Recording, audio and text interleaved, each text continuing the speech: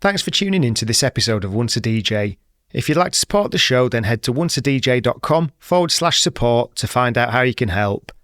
If you'd like to get in touch with any feedback or suggestions, email onceadjpodcast@gmail.com. Once a DJ is produced by the good people at Remote Control. If you'd like to find out more about working with them, head to remote-ctrl.co.uk. Time for the show.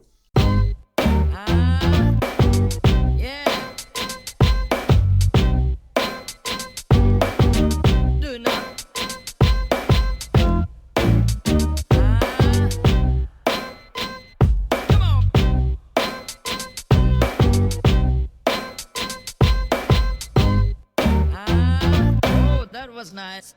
Peter Parker, aka Dan Baxter, thanks very much for coming on Once a DJ today. How are you doing? Good, thank you. Yeah, I'm good. Excellent. So we've got a lot to get into today. We had a little chat the other day, and we want to kind of talk about your background and then all the weird and wonderful places that scratching, turntablism and Fingathing have taken you. So let's start from the start then and talk about how you got into hip-hop. What's your story or route into DJing? So one of my earliest memories is like my mum and dad's record collection.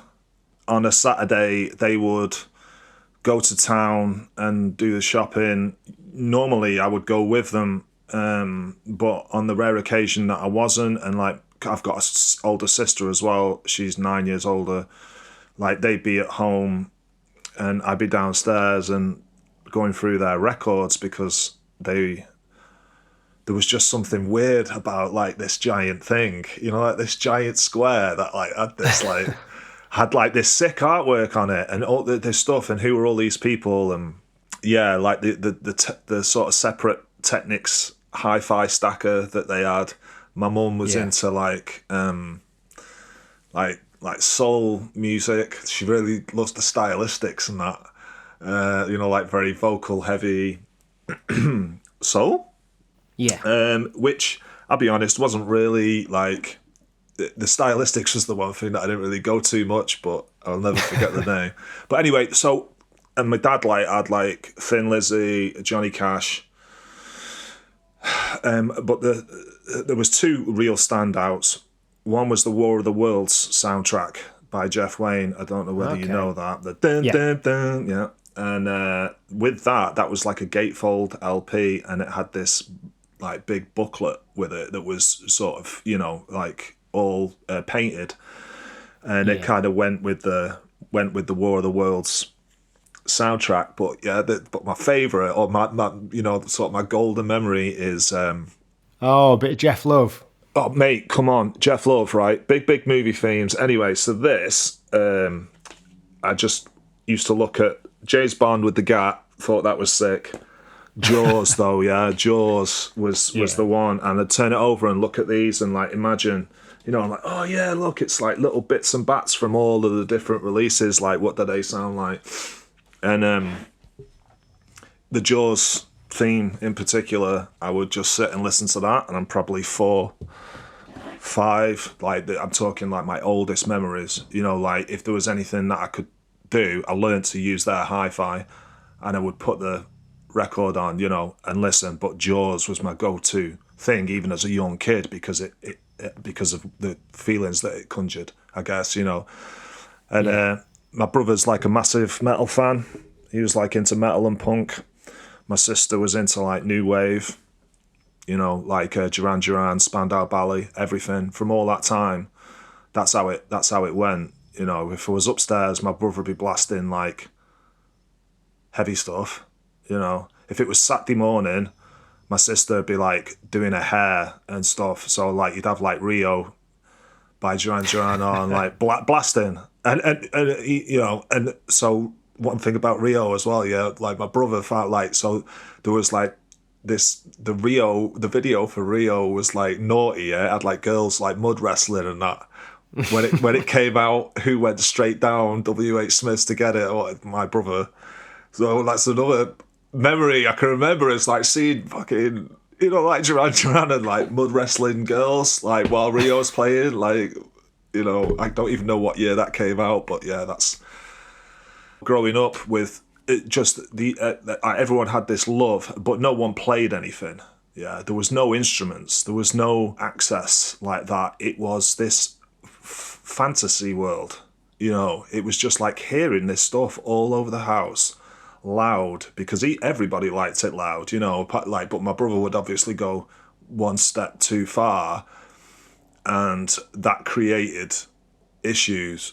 My dad would just turn the power off to the house. Do you know what I mean? Just flip the lecky off. Like, after shouting a few times, it's like, and then if that happened, that's pretty serious, like. So you basically lived in a sound clash. Yeah.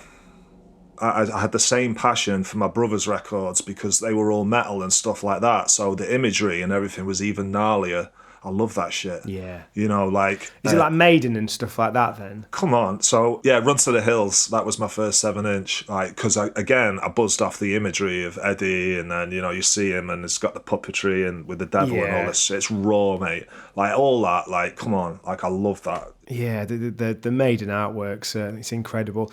I think something about a lot of that era of rock and metal, that 80s sort of hair stuff, it's like Twisted Sister and stuff like that. It's all kind of like fuck the system, and it's like the videos, it's just teenagers not taking shit off anyone as well, isn't it? And that's exactly what it is. It's kind of like, you would get elements of society trying to take the piss out of it, but it is actually this huge fuck you, we're just gonna do what, whatever. And that's kind of the spirit that I grew up with, from an age even before I understood what it was, because of my brother. And just to get back to Iron Maiden, Lucozade advert. I mean, I suppose there's people all over the world, but in the UK, Lucozade, and there was Daley Thompson, who was the sickest athlete at the time, but there was an instrumental tune called Phantom of the Opera. That's Iron Maiden. You'd have to go to it. So go YouTube, Lucozade, Daley Thompson, Iron Maiden, Phantom of the Opera, and again, that's another thing that just resonated so hard. And that doesn't even have lyrics on it. It's just the music and the power and the strength of it. What was the early hip hop that got you then? Was it Run DMC and stuff? So because my brother was a die-hard metal fan, at that time it wasn't like it is now. It wasn't he loves hip hop now. Fucking didn't back then, mate. Because at my school, when the electro tapes came out and everyone went crazy for hip hop, Dougie Fresh, the show, is actually I think that might be 1986, and Herbie Hancock, Rocket, the message in that, I don't know, I can't remember. It was there was something about Dougie Fresh and hearing human beatboxing and that. I traded this, so when you used to have computers back in the day and you'd load games off tapes or whatever. Yeah. You get so one guy would take, if I had a Spectrum and I had one of these tapes, but it's also got a mic on it, and this other kid's got a Spectrum and he's got one, so you get both, you take it round to his house and then put both the units together, and then you could do tape to tape in the most sketchy fashion, but that's so I swapped a tape with Electro 6 on one side and Electro 9 on the other, for an issue issue 2 of Oink magazine, which was this magazine for it was it was naughty, they really pushed the boundaries on what you could sort of get away with, and it was just risque, everything about it, so. And these dudes, the twins at my school, they were part of this, on this one estate. It was the estate was a circle, and on the grass on the inside is where everyone used to play. And for some reason, all the dudes that were into hip hop were all on this estate, but you couldn't get in. It's this kind of. And I used to imagine what's it like, what's it like in there? Everybody's just so hip hop, whatever. But they wanted this magazine, swap it, I want Electro 6, Electro 9, let's go. I took it back and played it to our Andrew, and he was just what the fuck's this shit, it's just, that's fuck that, you know, it's shit. You're not listening to that shit. It was weird. It was like, it sort of created a little, I suppose for the first time, a little bit of a rift in that, like, nah, this is where it's at, mate. It's you.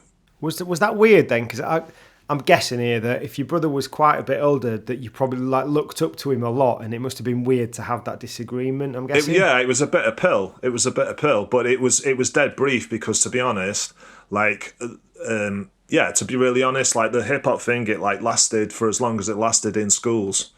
You know, so that could be with some kids like forever, like, as you know, like guys who grew up with it and make it and whatnot. With me, it was a snapshot. It was a snapshot in time. Like I was mad for it for a bit, but I guess, and my sister bought me a Nike headband and some Nike sweatbands. That was really important. And I've like, I remember I wanted this tracksuit, but it was all like all that stuff, mate. It was so expensive, and it was like, it just seemed like, yeah, it just. I didn't stick with it, like the hip hop stuff. It just kind of veered off again, and I guess like as time went on, it was just full on metal.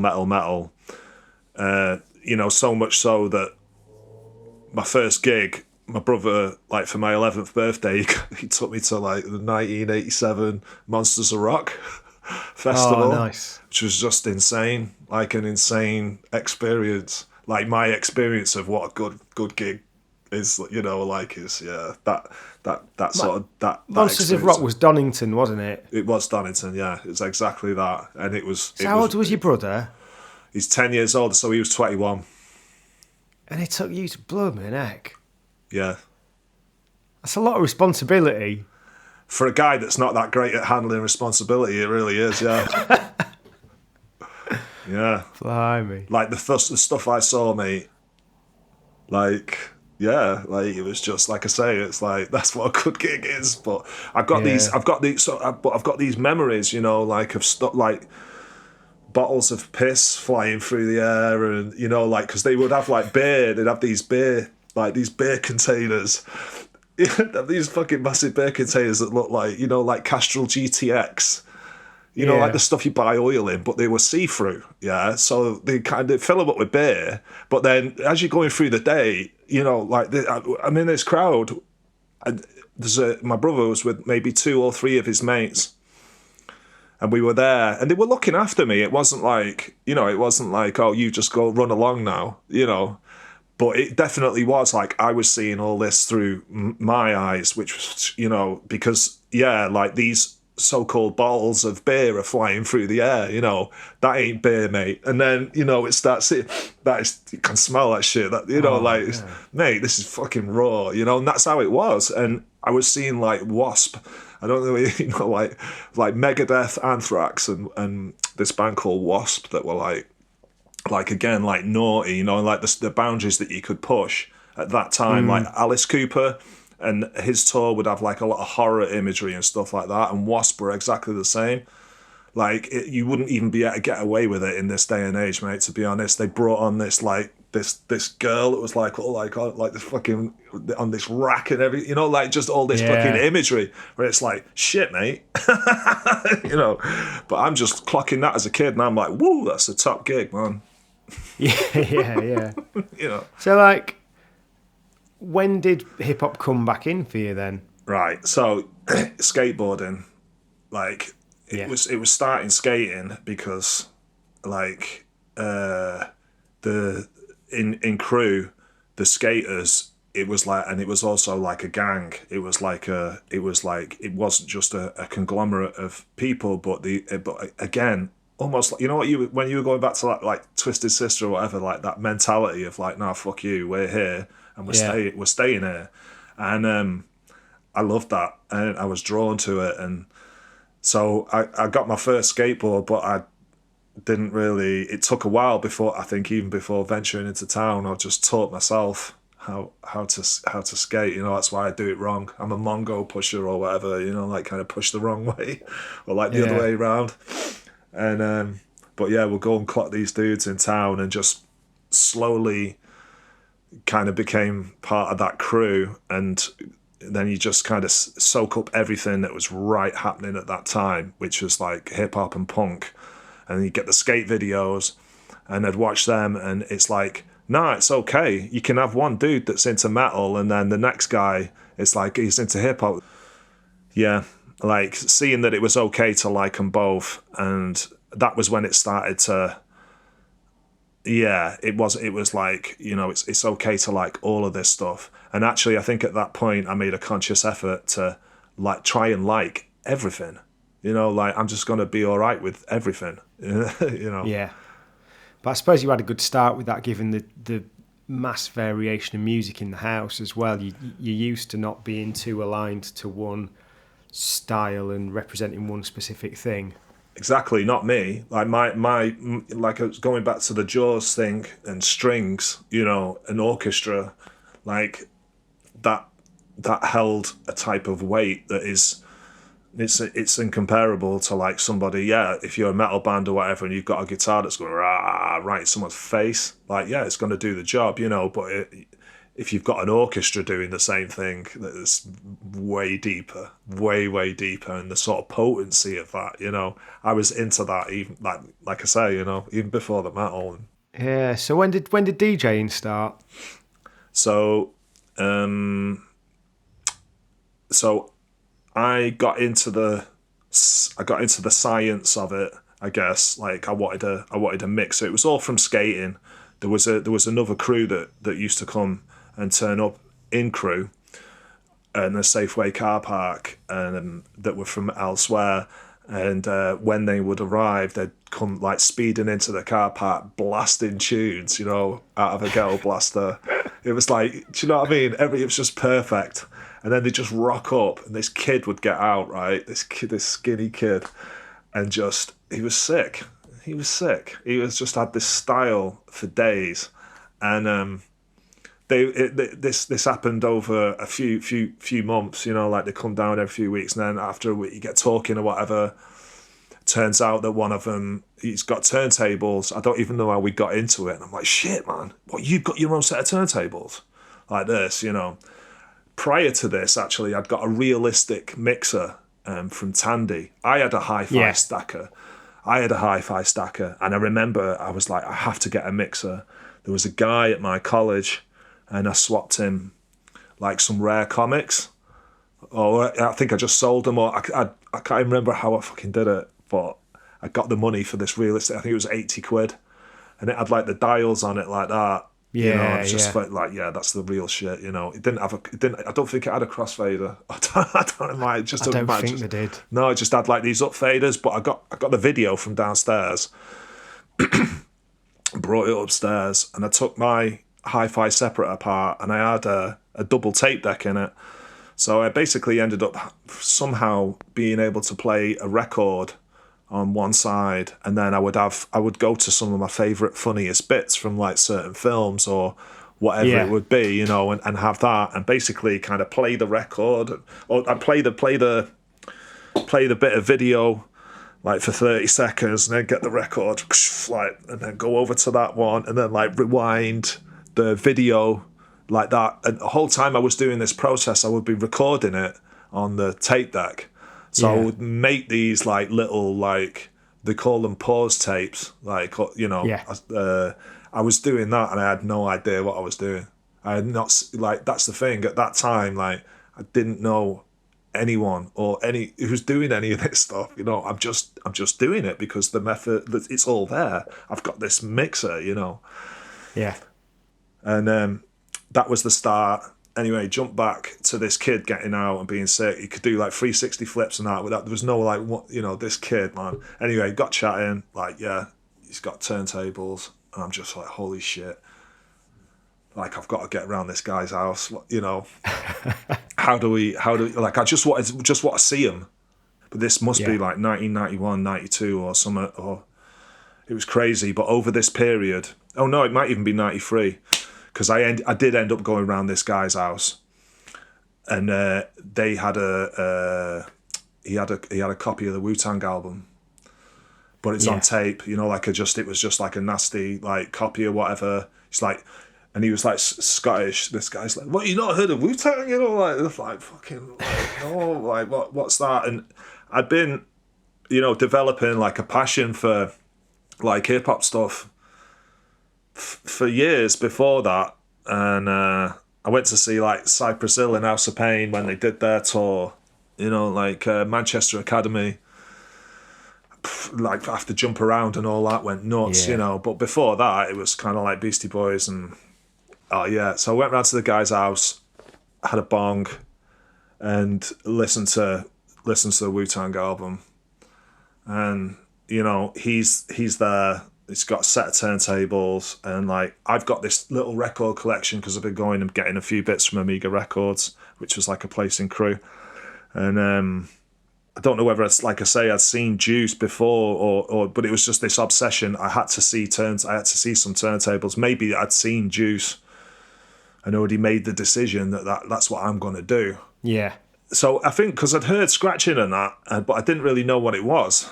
You know, like you kind of hear it on records and stuff like that. I remember like all the Public Enemy and everything, all that stuff, NWA, and you know, but not really knowing what the crack was. You know, just not knowing how it was made or anything. But then being around this guy's house and actually seeing the turntables, I don't know. Yeah, it's hard to sort of put into words how deep it went within me. You know, like this is me. This is like I want. Well, like instantly. Yeah, instantly. Like I'm having turntables. Like I want turntables. Like and I you know. That's just the way it's going to go. Like, I'm going to be like this scratch DJ. Like, I want him in my room. In Juice, he gets what, you know, like his mum's like, he's got his headphones on and all that, you know, and I'm just like, that's exactly what I'm going to do. And that's the path I have to follow. And my brother had left. My brother, like, yeah, like he left. I can't remember how old I was, maybe 20. I was maybe 14 or something. And he left. And when he left, it's kind of like it just became about what I wanted, you know. Yeah. And although he did come back after a few months, and then it all went tits up for a bit, but then he went again. And yeah, although I do love him, but yeah, all this stuff did happen. And yeah, so it became, I suppose it became an obsession, you know. It became like the want. I want some turntables and all that. Yeah. So what did it take to then get some?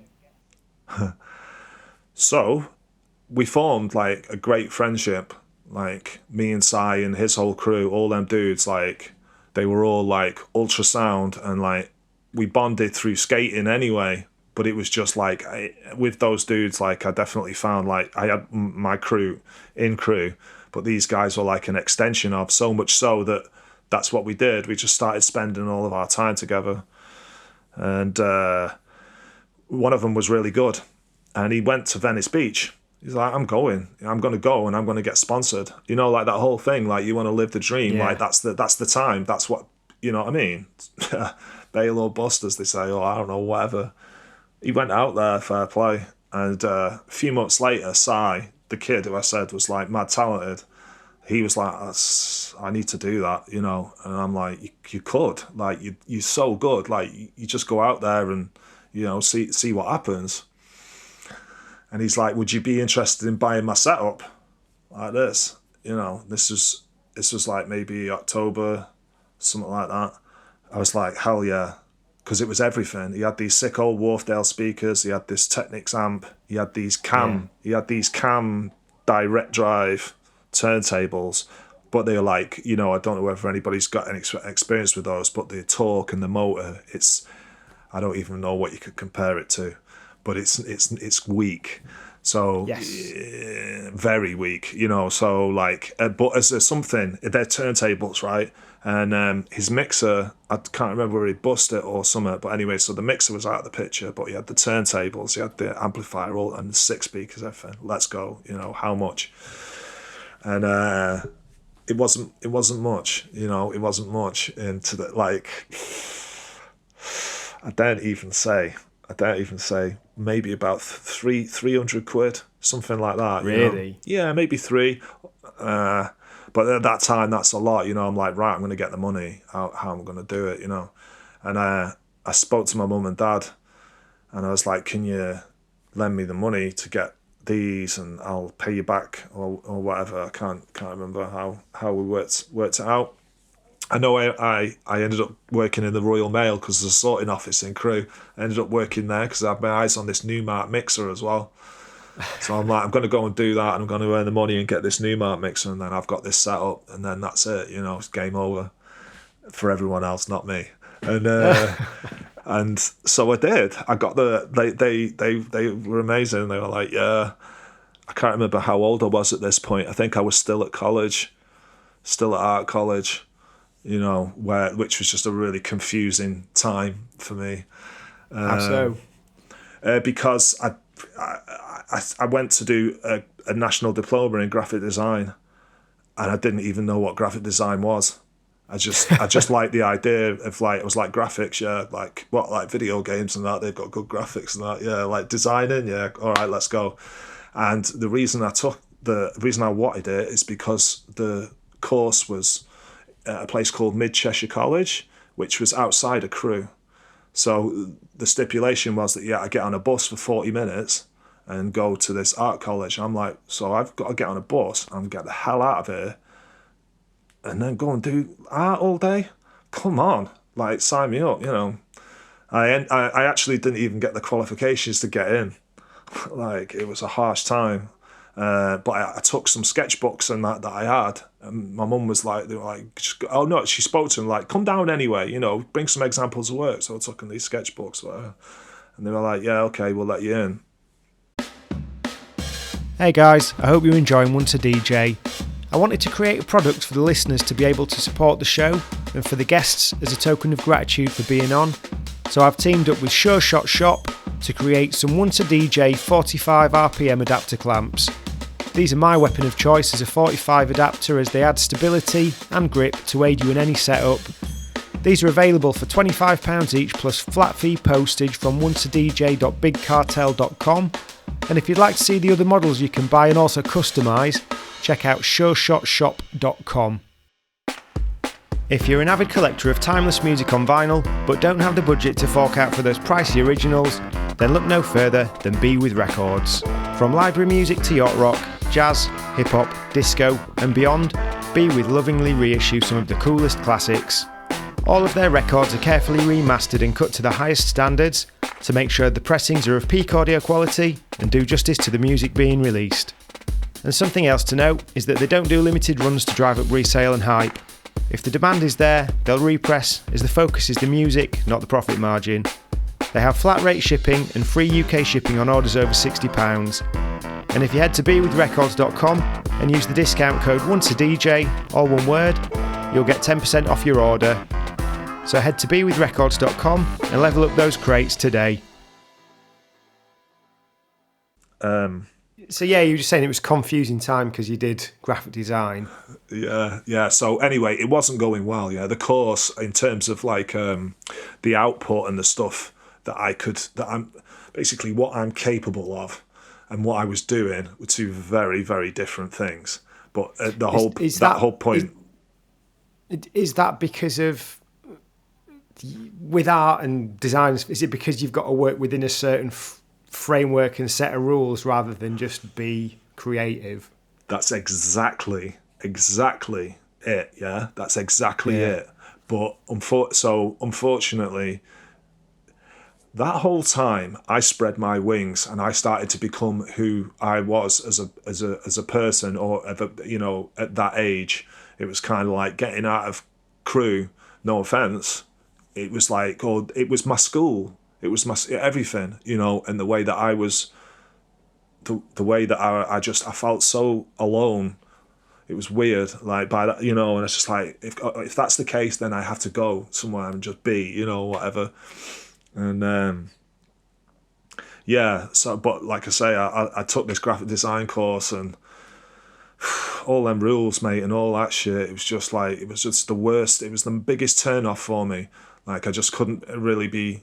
I just couldn't be arsed with it. Yeah. Until at a point we would get onto a topic where my passion would ignite, say anime and manga at that time. I was crazy, Akira and Fist of the North Star and all that stuff. Yeah. And they didn't even know what that was. Do you know what I mean? During this graphic design, they should.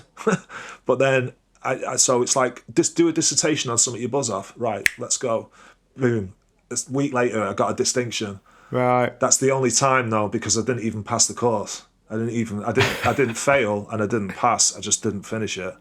You know, Yeah. like because I was, it just wasn't interesting to me because of exactly what you say. You know, because of these kind of parameters. Too many parameters, man. And but at that time, I became best friends with Chris Drury, who became a member of Fingathing. I'll get to that in a bit. But he was like, he had a haircut like MC Search, and he had the fucking Third Base albums and all this shit. And all the other dudes there. There was another kid in the class who was into like Ghetto Boys and all this stuff. So, yeah. It's a funny time, that, particularly the 16 to 21. You're just trying to work out who you are and what you want, and you're expected to make these decisions about what sort of educational path you're going to go down on what vacation when you still don't even know who you are. So I've just been through all this with the guy with the this ADHD assessment, and he's asking me all these questions, you know, and the questions, it's like answer as a youth, childhood memories, and answer as an adult. And I went through it for about a week because I'm writing down this stuff, and I'm like, hang on, this goes way deeper, like the school system and how it was, how your experiences, you know, like getting it thrown out, like in art class or like where I'm supposed to be good, I'm getting thrown out, and I'm in my art books, I'm doing drawings of radiators and curtains because that's what's outside the classroom. Do you know what I mean? Yeah. It's like, I don't know, and this is all stuff that I'm writing down, and like you say, when I got to sort of 16, and I guess maybe this stuff's really kicking in, I just want to spread my wings. Like that's the best way I could put it. But at that time, I feel depressed and that, you know, because I didn't get the grades I wanted in school. I didn't get what I wanted to get into college, and then I'm at college, I'm like, this ain't what I wanted. Do you know what I mean? After all that. Yeah, after all that, it ain't what I wanted. But I tell you what, all these people that I'm with, this is what I want. You know, this kind of community of people that think like me, or like at least they're into hip hop, and they're into graffiti, or like, I don't know, into metal, or I had like so many, or skating. I had all these passions for all these different things, so it's like I could get on with a lot of people, you know. Yeah. So when was it? Was it this point where DJing and was it kind of because of this kind of love-hate thing with design and art and graphics? Did that kind of push you more down the route of DJing? So what happened was it all came to a head where these constant things of it not really going right. I didn't. So the college course, I even retook an extra year. Like I blagged them because I was enjoying the college. I was enjoying the experience, getting blitzed every day, and you know, just hanging out with people. I was having the time of my life, you know, and meeting people like Chris and that. But then like the course was 2 years long, and you know, I remember Chris like, Dan, like, are you not going to finish this work? Are you not going to? And I'm just like, I don't really know. It's hard to explain, but I guess like at that point I've already adopted this kind of persona as like a stoner guy. Like that's how I like to be. And you know, why is he not in the classroom? Oh, he's probably there, you know. But I think it was also just like, it wasn't igniting me with passion. Apart from the photography, and when it went into the art history and a couple of these different elements where it was like, okay, I'm really into that, you know. But all of these things were only touched on as very light subjects, you know. So the general consensus of like, you're given this brief and it has to fit within there, go do that, you know. Oh, please. And yeah, so much so I took an extra year and I failed. Or I didn't. Sorry, I failed to complete the course. Yeah, that's the best I can put it. But at this time, I'm a bit lost, and my parents are disappointed, and you know, well, that's what I'm feeling. You know, I go through a few bummy jobs, packing chickens in like this really cold place, and doing all this like distribution stuff, warehouse, like stuff that I was just existing, and then I ended up in Asda on a checkout. yeah, where I was expected to serve 200 people an hour, like with these like sweaty-odd other older, ladies. Yeah. And it was like once I was doing that, and that was my reality, that was where juice came into play, and this is like, I have to get out of here, and that whole thing, the turntables, acquiring the turntables, getting the mixer, coupled with I have to get out of here, and my everyday experience of what I was doing. I used to finish work and run home.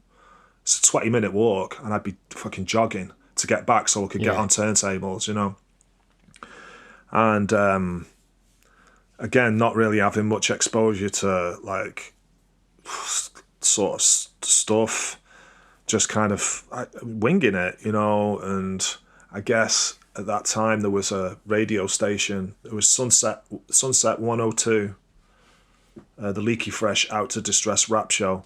I'm getting loads of stuff mixed up over 2-3 years here. Yeah, don't worry. So I'm going back and forth, but it'll all work out. And so we've got the Leaky Fresh Out to Distress rap show on Sunset 102. And I remember tuning into that in Crewe.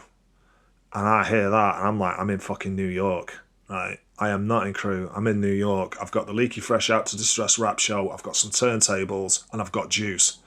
So what's going to happen is I'm gonna enter the DMC, because that's the only thing I know about, where it's like the DMC is like juice. I'm going to enter, I'm going to win, and I'm going to get the fuck out. That was it. And what happened was, after getting the turntable set up from Si, after about 2 months, he's like, I'm not going to America anymore. It's not happening. Oh. I'm like, that's shit, man. And he's like, can I have my stuff back? And I'm like, no, you can't. No, you can't, mate. Like, yeah, and it started, it just, I guess, like, the setup, my excuse was like, I needed that shit. Do you know what I mean? Yeah. It's like, it became something different. Not only had we done this kind of business transaction, which was my Christmas present from that year, that was my Christmas present, but bundled in with money that I was earning from working my ass off in a sorting office, right? And I've got this new Mark mixer now, mate, and there's no way you're having that stuff back. I'm sorry, And I guess it created a little bit of a rift in what to me was just like the most incredible friendship at that time. Like, he was my guy, because he basically enabled me to have like this opportunity. And it was a bummer. And anyway, we stayed friends. We stayed friends, and we're still hanging out and that. I'm just talking about this as a moment, because he ended up, once I got this in my mind that I'm going to do this DMC thing, he ended up handing me my records, because we ended up watching DMC videos, and sometimes they have these people who like, if you have your boy or whatever, he'll like give you your records. I'm like, mate, you've got to do that shit for me. Like, it's really important, and he's like, yeah, I'll do it. I'm like, fucking buzzing, let's go. Anyway, so I'm at Asda, running home, back and forth, like practicing on turntables like an absolute mad person. Like, what I was intending to do was to fit 3 years worth of practice into a year and a half. So I'm like, I'm going to enter the 1997 DMC. That's what I'm going to do. And I think at this time it had gotten to like 1995. So me and Si had met, and then I'd acquired these turns. So I've got my own little record collection. All my mates, everyone, it was just into it. It was like, go on, mate. Go, fucking, I'm like, yeah, I'm doing it, And there was like this clear, like, it was like we'd go around to Size, get blitzed of an evening or whatever, and my mate Tay would drive us over. It was perfect. Listening to like tapes, things that I'd made or whatever, all the way there. I got my mates who were going like, this is dope, this is dope, keep going, and all that shit. And the cutting, everything, it's just like... Was there a specific DJ you were looking up to at that point?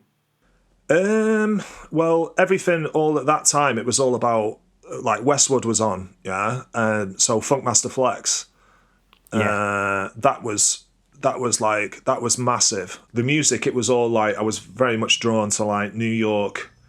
Like that was all, and even going back to the Sunset and Leaky Fresh, Lord Finesse, You Know What I'm About. That's from the Trespass soundtrack. That's the tune. Like that says everything. That told me exactly. Do you know what I mean? Check it out for those that know me. You're wondering why I always play low key and all that. Like just, and I was just like, I want to be like that. I'm gonna be that dude. Yeah. You know. And I guess it was only a matter of time before we start looking to Manchester, and you know that's where you'd go for records. Fat City, Eastern Bloc. Yeah. They always had like everybody who was in there, everything. It was like going was an experience because you don't know who's going to be in there. Yeah, and even just going in there, like Eastern Bloc, man. I remember going in there and I was just fucking, you know, I'm from Crewe. It's not the same, you know. It's like I ain't grown up in Manchester and I'm all around that. I'm from, you know, it's like we'll go and just like these dudes, man. And I'd see Sefton behind the counter. It's just like this guy, and he's just got this presence, you know. And it was just like I loved it, mate. Like it because it just felt like I don't know. Should I be here? Should I not be here? But it's all right. No one's saying anything, and I love it. I could feel it. It's weird, you know. But I guess it's just that energy, and Fat City had exactly the same thing, and I don't know. I just developed this like love for all of that stuff, and then and the whole time this sort of obsession with wanting to do wanting to win the DMC. So the time came round that it's like, oh right, the regional elimination, Sheffield. Okay, that's not far. Let's go. Tay's going to drive me, or whatever. Si's going to have me records and all that. I'd never even DJ'd in front of a crowd, mate. I'd never Really? I'd not even done it before, you know. So, like the day came, and like I'd been practicing that hard. Like I knew, you know, I was like, I know that I can do this. And I went, and there was like 20, maybe 24 dudes, and they were given like 3 minutes or something like that, and I sat there listening to them. Like, yeah, this is mine. Like I've got it, you know. There was one other guy. I can't remember his name, but he was like, you know, what guy, like where I was a little bit like, okay, that's pretty dope. He might do all right, you know, but this is mine. Anyway, it came to the evening, way different picture. Like I can remember this venue in Sheffield had like this painted brick spiral staircase going up to the top. It was sold out. And going up, I could feel the moisture, you know, from the condensation. It's all just, the room's packed, and I don't know. Yeah. I don't know what I'm in for, you know. Anyway, open the door, and it's like this, the waft of like, you know, sold out anticipation for these hungry motherfuckers, and I've never even done it before. Yeah. And it just hit me, mate. It just like the adrenaline was like. I was excited to be there, and it was what I wanted, but the adrenaline was a real, I would say, like an overriding factor. You know, like my hands were shaking so much that at that time as well, like they had railings. I'm like, they didn't have them in the daytime. Why have they got fucking, you know, like you go around the other side and it's a barrier. You know, like they have in gigs, like right up to the official DMC things. The barrier's right there, so you've got the sold out crowd. They're practically leaning over you. Do you know what I mean? Like dudes, and I go on and I can hear this guy like look at his hands shaking. I can hear that, you know, while I'm doing my thing. Or is it me? Am I just saying that to myself? You know, all this stuff. But this is my memory of that night. You know, look at his hands shaking. And I was trying to be cool and do all the shit that you need to do, you know, that I'd practiced and I'd rehearsed in my room in front of no one. You know what I mean? But then it was just different. And I was shaking so much that it just put me off. My cueing sucked.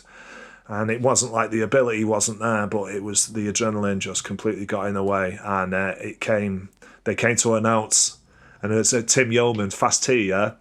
Shout out to Fast T. He won because he's experienced. and he'd done it before, Yeah. and he had all the stuff, he had everything that I wanted, you know, and it fucking nearly broke me, mate. And like, yeah, the winner, you know, and I'm like, he deserved it. He did win. Do you know what I mean? And I'm like, that's it. It's over, you know. Anyway, then they're like, but we should add that the second place also goes through to the, you know, the UK final, and second place is Peter Parker. You know, and I'm like, sick. Like, I'm. That's it. I'm still in. You know, I can still do it. And it became, and then and at that point, it's like I built up a new obsession. I didn't even care about winning anymore. I just wanted to beat Fast T because I knew that I could. That was it. Yeah. You know, and I think having that experience of doing it once, getting that under my belt, you know, and it became a little bit more comfortable. And then and that year, the UK final was being held in Manchester for the first time ever. It was being held outside of London. I'm like, mate, come on. You know why that is?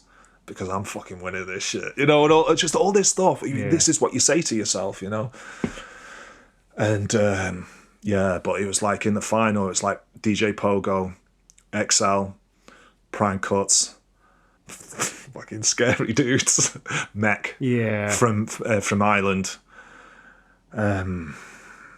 Shouts to all them guys, like, you know, but yeah, like again, that was like another experience for me, like going in and just being so, is it like wet behind the ears, you know what they say, or that's like a saying, you know, if you never really done it much, going in and seeing Pogo sat there like fucking David Bowie in Labyrinth, you know, when he spins them balls. It's like that, and he's spinning them balls and all that. I'm like, what the fuck's going on? You know, I'm like, rah, it's DJ Pogo. I'm like, what the, you know, and I'm just like, you know, like, is it digress? I'm going to have to jump. Go for it. All right, let's jump, yeah. Fresh 97, yeah.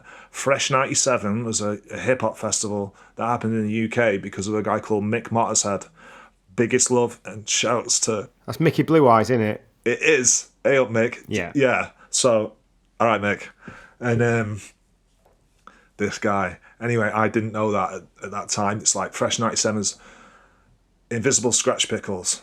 Yeah, they're on. DJ Noise, who at that time was like, he was the guy that beat Rock Raider. Do you know what I mean? He was 96 champion. Come on, man. Like, oh my God. Like, that's all, yeah, like a game changer as well, you know, an effortless game changer, and a pioneer, and you know, and he won, and it's just like, oh my God. And it turned out that he was judging, but just jump back to the Fresh 97. Me and my mates had gone down, I think it was in Folkestone, and we got there that early in the morning that it was all shut up, but I remember seeing Scratch Pickles came to get let into the venue, and they're there and they're fucking freezing. You could just see how cold they are, you know. Like, yeah, you know. And the scene of like rubbing their hands together and all this shit. I'm just like, oh my God, that's the Scratch Pickles. Like, it was crazy. And seeing other dudes, all these B-boys like Ivan and Jurassic 5 as well. Jurassic 5 also played, you know, so I got to see like Cut Chemist and Newmark before anybody knew who the hell those guys were, you know, all that. But this was like the first time they were over. And Fresh 97, anyway, it was over a couple of days. This thing was like, you know, it wasn't like Monsters of Rock, but the vibe was different, but it was equally as good. In that was what I wanted. I wanted to be part of that, you know. And also there was dudes like The Rough and Mark One, like Jeep Beat Collective, and that they were from Manchester and they were performing there. So I'm like, this thing, everyone from the world, someone from Manchester, like, come on, that's sick, you know. And all these dudes, and they would put all the countries' names by it, like this is a worldwide thing. And I got there and walked in, and there was a Street Fighter 2 arcade machine, yeah. And guess who's playing it? Fucking Noise. And I went up to him and I'm like, can I have your autograph or something like that? You know, I'm like, you're DJ Noise. And he's like, yeah. He's like, do you want to play? I'm like, are you kidding, aren't you? And he's like, yeah. Do you want to like, let's go. So we ended up playing. I can't remember what happened, but it's just like, no way, man. I'm just having this experience. And it's like, can I have your autograph though? And he's like, what? We ended up talking. She's like, oh, what's your name? I'm a DJ. My name's Peter Parker. I'm entering the fucking DMC. And he wrote this thing, to Peter Parker, keep webbing it up, DJ Noise. You know, and I'm just like, oh my God, he knows who Peter Parker is. You know, like, because no one knew it, or I didn't, you know, it's like no one really knows at that point, you know. And I was just like, this is sick, you know. And then over that weekend, I got Q-Berts and Shortcuts, Mixmaster Mike. I ended up chatting to Mike and buying a mixtape off him.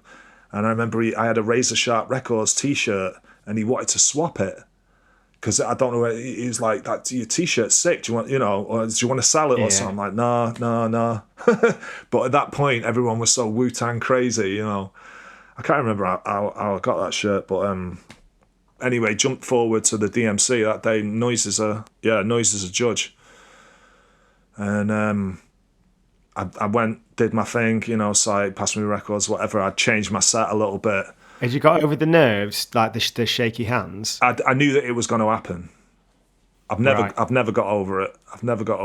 Maybe it was like that. Once that first thing happened, it just sort of triggered something. Because my dad's hands shake. You know, my dad's like a plumber because he like twat something for like 40 years or whatever. Yeah, your arm's going to shake. You know, like it's like. And I used to see, and I'm like, I don't want my hands to shake. I can't have that happening. You know.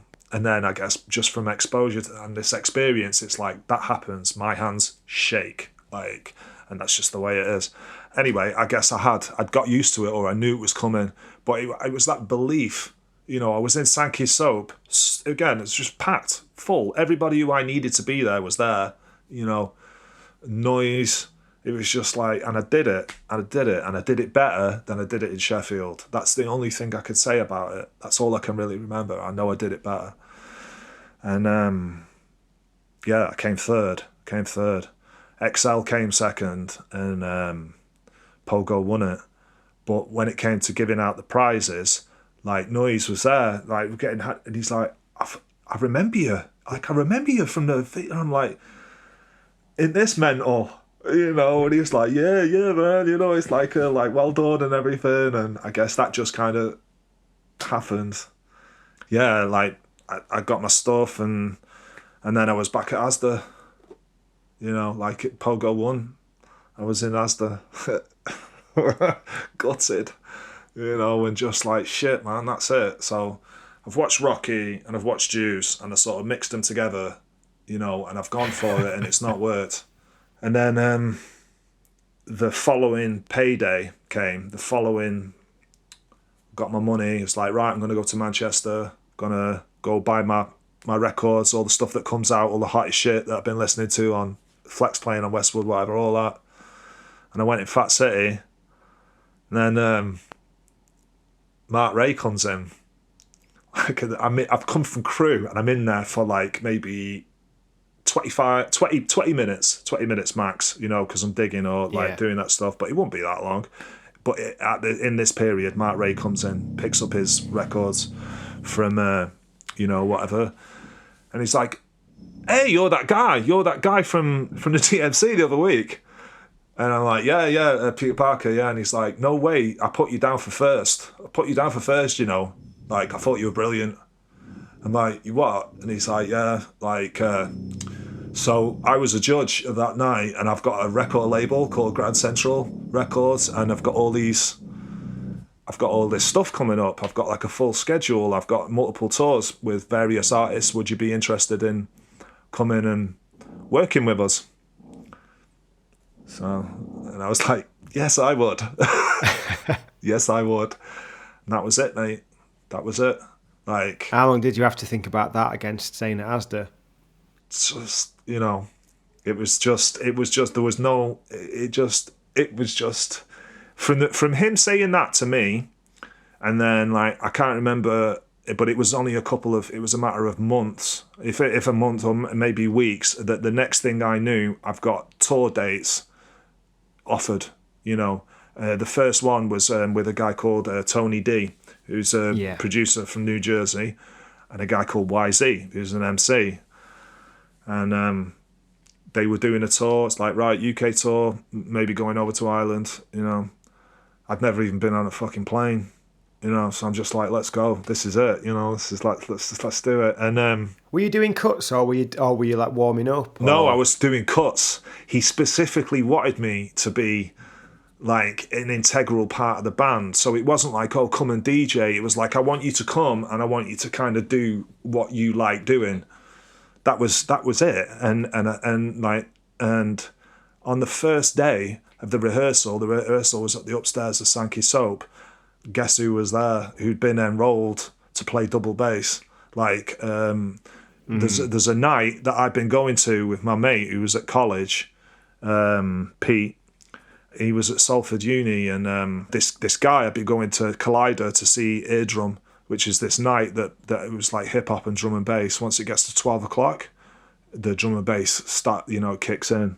It was the hypest shit I'd ever seen in my life, and because it mixed live musicianship with the DJs. And you had the cream of the crop of Manchester. You had like Scruff, Mark Rae, Chubby Grooves, Andy Votel, Mushroom from Massive Attack, just to name a few. But these were the people. And Mark One, shouts to Mark One every time. But yeah, but he was Mr. Grand Central. You know, it was a very mad time. Like, you know, like how things fell into place for me. But I'd been going and seeing Sneak be part of this thing.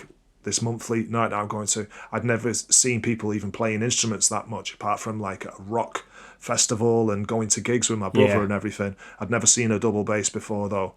And he was just like, it was like, oh my God, you know, with drums, and then they were that good and they played in time over tunes and that, which was a very rare thing. Hey guys, I hope you're enjoying One to DJ. I wanted to create a product for the listeners to be able to support the show and for the guests as a token of gratitude for being on. So I've teamed up with Sure Shot Shop to create some One to DJ 45 RPM adapter clamps. These are my weapon of choice as a 45 adapter, as they add stability and grip to aid you in any setup. These are available for £25 each plus flat fee postage from onetodj.bigcartel.com. And if you'd like to see the other models you can buy and also customise, check out sureshotshop.com. If you're an avid collector of timeless music on vinyl but don't have the budget to fork out for those pricey originals, then look no further than Be With Records. From library music to yacht rock, jazz, hip hop, disco and beyond, Be With lovingly reissue some of the coolest classics. All of their records are carefully remastered and cut to the highest standards to make sure the pressings are of peak audio quality and do justice to the music being released. And something else to note is that they don't do limited runs to drive up resale and hype. If the demand is there, they'll repress, as the focus is the music, not the profit margin. They have flat rate shipping and free UK shipping on orders over £60. And if you head to bewithrecords.com and use the discount code ONCEADJ, all one word, you'll get 10% off your order. So head to bewithrecords.com and level up those crates today. And anyway, so cut back to the first day of rehearsal. There's this guy, double bass player. I'm like, fucking no way. So I'm here with this guy from New Jersey, dude from Atlanta, sneaky on a double bass. All I've got to do is scratch. Let's go. Like, it's finally begun, you know. Anyway, they were doing their tunes, and I'm doing some cuts, and you know, like using a scratch record and bits and bats we're talking. And they're like, right, let's have a break. So they got off, and Sneak starts playing this bass line, and at that point I was obsessed with the scratch pickles and everything, you know, like that was anything I could get. The night that I came third at the DMC, there was a dude called Gino who had befriended at Fresh 97, and he was holding above the crowd in the air a VHS copy of Invisible Scratch Pickles versus the X-Men, which is legendary like battle. Exactly, so legendary. That became what I started to meld that with, like, you know, thinking like that's how it's got to be. So I became obsessive about cutting drums. Beat juggling was my thing at first, you know. That's what I felt like. I'm good at this, you know. And I thought that my cutting and that lagged a bit, but then when Sneak played that bass line, all I wanted to do was scratch drums over it. And I had this toasted marshmallow feet breaks, which had everything I needed on it. You know, jag, jag, jag, jag, jag, jag, jag, woo, bam, we're just coming in like that. Mark comes back in with Tony and like YZ and like, Parker, what the hell are you doing? You know, like that. That's kind of how, you know. And we're like, don't know. And then moments later, it's like, right, would you be up for doing that during the tour, during the Tony D and YZ tour? Like, yeah, let's go. You know, I don't know. We don't even know what we're doing. Me and Sneak are just grinning from ear to ear, like, what the fuck's going on, you know? And that's the way it went down. Like, we'd go and so on the first night, I would stop at Mark's because I'm still living in Crewe at the time, and I stopped at Mark's and I met YZ. He gave me, like, I saw he had his open suitcase. I'm like, oh man, your shirts are sick, because he had all these Ralph Lauren shirts. I'd only ever seen the logo. I didn't really know what it was or whatever. And he's like, pick one. I'm like, what? You know, he's like, pick one. I'm like, you're kidding, aren't you? And I'm holding it up, and it's massive. You know, it's like, it's so big. And he's like, I like you, Pete. Pick a shirt like this. And I'm like, I can't believe this, you know. So the next thing I know, I'm wearing a giant, you know, Ralph Lauren polo shirt. I only just told Sneak the other day, you know, while we were in Berlin, that YZ gave it me, because I didn't want him to think, do you know what I mean? He's like, no way. And I'm like, yeah. I didn't want him to think like, oh yeah, YZ's giving me a fucking shirt or any of that shit. Do you know what I mean? Yeah. So that's what I'd sport on the tour, you know, which I guess YZ would really buzz off. But I was just like, these dudes. And then I remember being downstairs and Tony D's getting absolutely tatered. I mean, tatered, you know, like, just doing all sorts of stuff that I'd never seen before, you know. And I'm just like, man, I'm in seventh heaven here. I'm like, I'm in a guy's house who runs a record label. I've been given a fucking shirt by a rapper, and then there's this producer who I'm getting blitzed with, you know. The first day, and then what transpired over that tour? Like, Mark's like, Parker, do you think you could make music?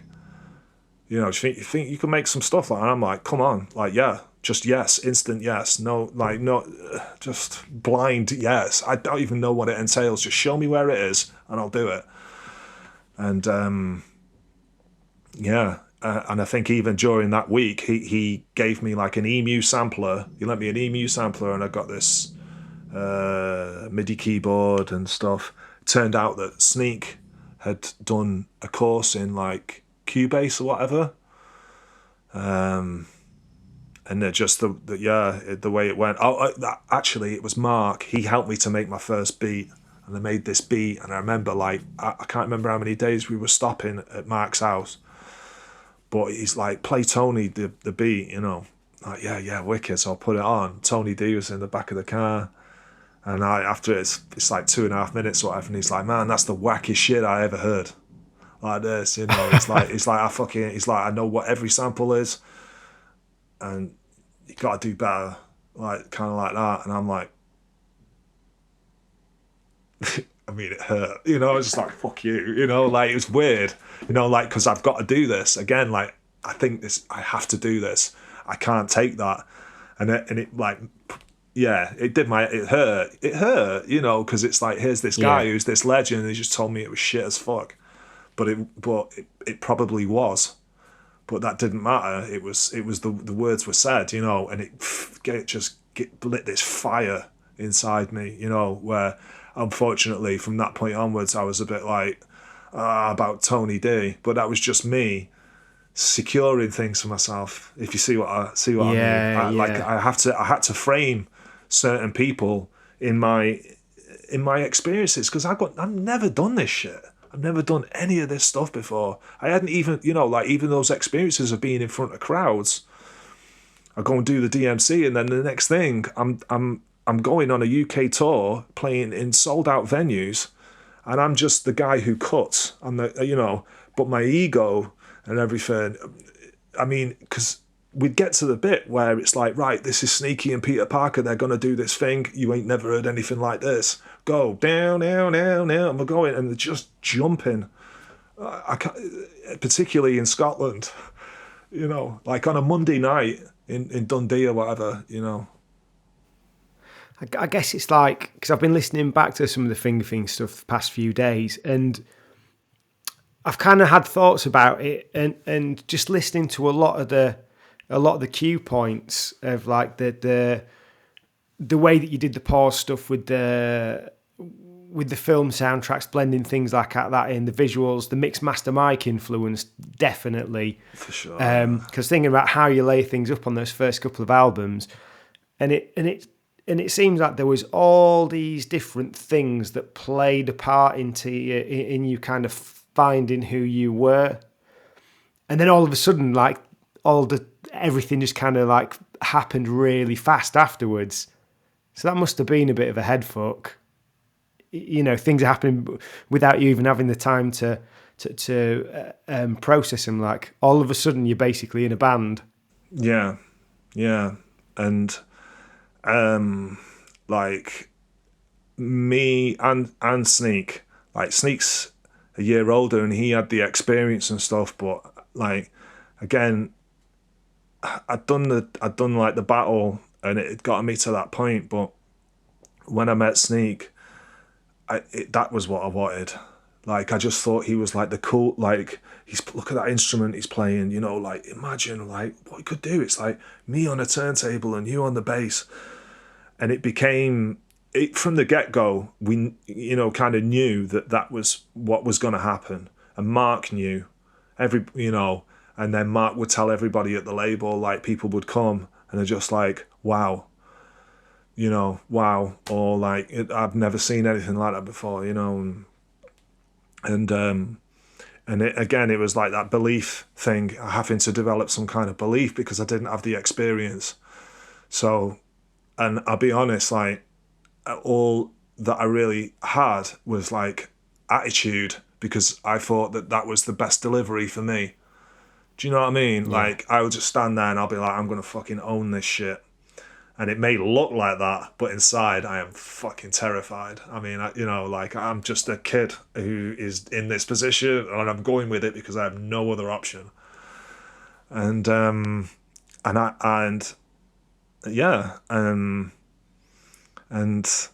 you know, would go and just have these experiences, and it was just surreal is the best way I can put it, because you know, everything all of a sudden is like flipped on me, and I don't have to have like that kind of imposter. I know I've done the work. Do you know what I mean? I know I've kind of paid the due to get me into this position. So I felt like I had a right to be there, but also, you know, I have no other option. I have no other option. And the craziest thing, right? Craziest few other things happened. So at this time, DJing and having a DJ in bands was like really going off. And like I say, like Mark 1, he was the Grand Central and Fat City guy. It was him, you know, rightly so. He was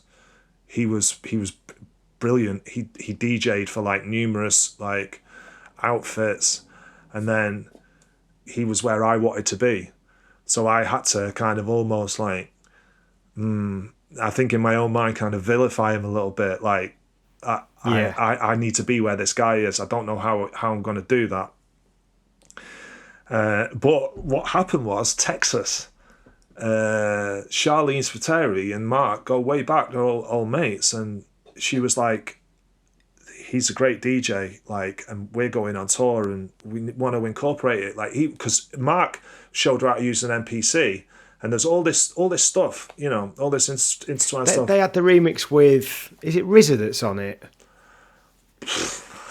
I don't know. Yeah, they had some sort of Wu-Tang remix of one of the Texas songs. She's bang into it, mate. She's top. Yeah. Like, she ended up coming down and met her. She's fucking cool. Like, but Mark ended up becoming part of the band because this opportunity came, and it was like, but if you're going to do this, then that's it. it'll be like, see you later.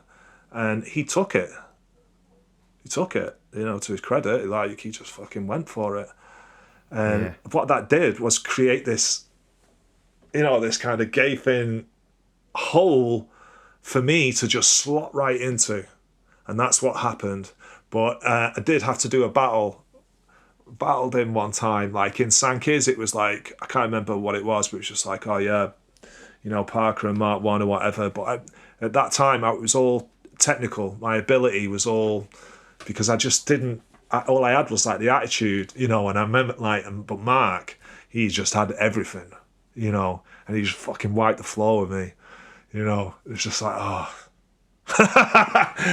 Like, he did this thing like the super sharp shooter, and it was just like, it was rough and it was sick. Like, his style's very aggressive, and it was weird, like, going through that. Yeah, I can imagine. So what was the next step in touring then? That was the first ever tour, was Tony D and YZ, and then what happened was Rae and Christian as an outfit was developing. They were already a production duo, and you had like Northern Sulphuric Soul. And what happened was Rae and Christian as a live outfit was starting to develop. So Mark definitely had like a vision of how he wanted to tour a production duo, and Steve was very much just wanted to make tunes. He wasn't actually that massive on the live thing, but Mark kind of knew how good a promotional tool it would be. So he basically went about to kind of pick this very lethal cocktail of great musicians to do a version of Rae and Christian's music live. And that happened over the course of maybe like a year, if that. Before I know it, we're going to Australia for a couple of weeks. And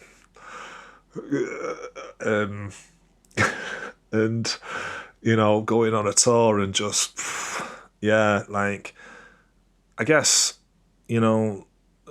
like Rae and Christian, they had sold their publishing. They were published by Sony. So even though Mark's kind of doing this thing, like, he had kind of done this, which sort of elevated everything that they were doing, so that the opportunities that they were given to do gigs and that were coming from far and wide. So all Mark really needed was just to get a potent band together. And me and Sneaky were like integral cogs in that. Even though Mark was a DJ himself, he knew that having us on board would be a positive, a plus, whatever you want to call it. But Mark, like, bless him, at the same time, he's like doing a Rae and Christian gig. He's like, look, I want to introduce you now to these two guys. This is Fingathing. So in a Rae and Christian gig, Mark's already like, this is Fingathing.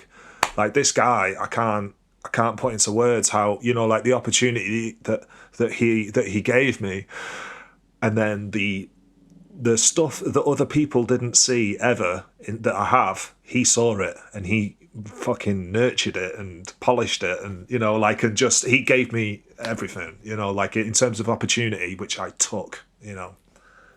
Yeah, I think that the whole Grand Central sort of movement was really big, wasn't it? And looking at the people they had on, they had people like the Far Side, certainly on the second album, Bobby Womack. They had some pretty impressive connections and people that were working with them. He had Mr. Scruff in the sort of fold, AIM. That first AIM album. Come on, mate, Andy Turner. There was so much good stuff coming out then, yeah. Shouts to Andy, and he was like, we were very, very proud to be, because I'd got like Loop Dreams, like even before, like a few months before I started doing stuff or had any affiliation, so it's like, right, you're going to be working this label. No way, AIM's on it. Like, that's sick, man. He's actually really fucking, and hearing the other dudes and that, I'm like, this is this is wicked, and it was just like, just an amazing team of like lovely people. But then, I'm 21 or 22 and I'm on a bus, going around Europe. It's like 13 or 14 of us going around doing gigs, rider every day. Mate, you mentioned the Far Side. I can remember being at Amsterdam for Amsterdam Drum Rhythm Festival, and we're supposed to meet the Far Side at 6 o'clock in the morning, and we like roll up, and they're like, right, there you go, here's your passes, here's everything. Oh, there's the Far Side. Just these dudes. It's fucking, they weren't even light yet. Just see these guys. No way they're out there. Like, and like Imani and Boo Brown and they're like, yeah, there's your rider. Oh, and there's your other rider. Like, no way. What's the other? Like, whoa, there's another rider. Like, damn. Like, I don't really want to. I guess I don't know how much I can say, but like this other, rider of like, all sorts. Can probably of take a guess. Yeah, take a few guesses, because the bag was full, man, and it was like, and I'm with all these musicians, and like they gave me like a Mark and a guy called Chris Crooks, who's a percussionist, just loved digging. So I got introduced like right, we go to like Dundee and like Groucho's, this sick record shop where we go, oh, it's closed, but they're gonna open it for you.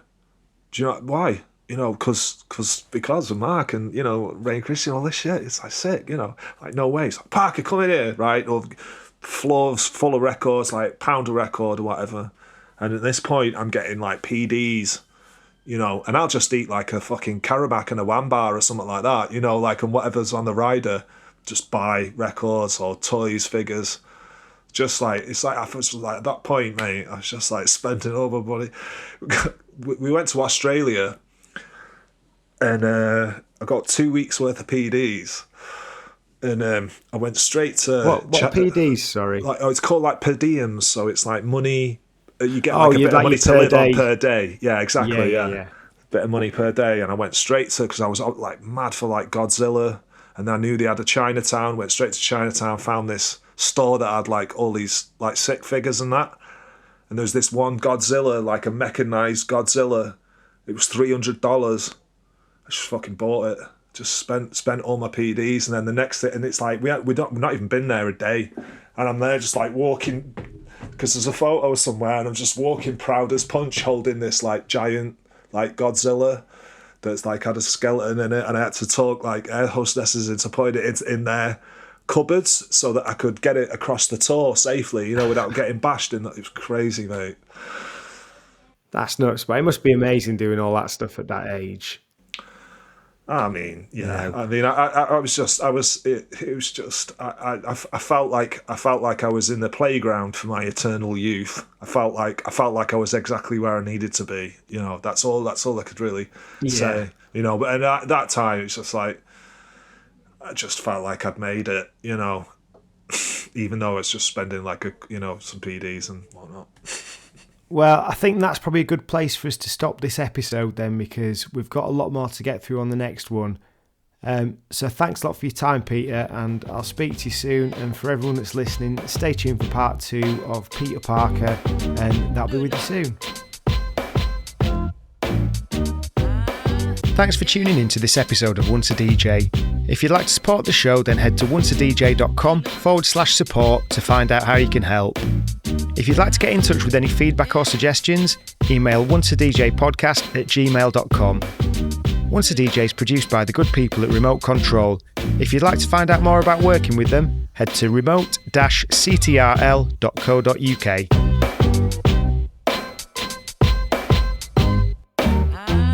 Oh, that was nice.